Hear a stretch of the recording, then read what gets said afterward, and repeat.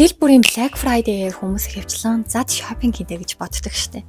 Хямдралын үеэр хувьд судалдаж авахдаа анхаарах ёстой 3 зүйлийг хэлж өгье. Хатгалаад аваарай. Нэгдүгээрт, шопинг лист гаргаж төлөвлөгөөтэй хувьд судалдаж авах. Ямар үйл ажиллагаанд өмсөгдөх, юутай хослох талаар төлөвлөгөө гаргаж түүнийхээ дагуу шопинг хийх. Хэрвээ тэгж чадаагүй бол хичнээн хямдрал, хичнээн хямд үнж төгс шалтгаан биш.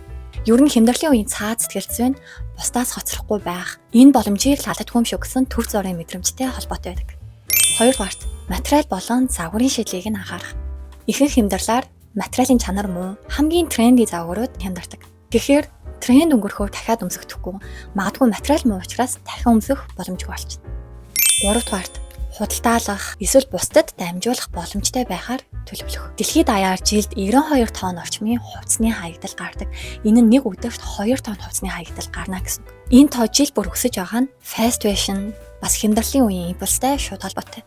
Тэгэхээр таны авсан хувцас олон өмсөхдөггүй байлаач дараа нь өөр хин нэгэнд ашиглагдах боломж бий эсхийг нь бодохыг хичээгээрэй. Энэ мэдчлэн стил шопингийн зөвлөмжүүдийг авах гэсэн лайк дарж, subscribe хийгээрэй.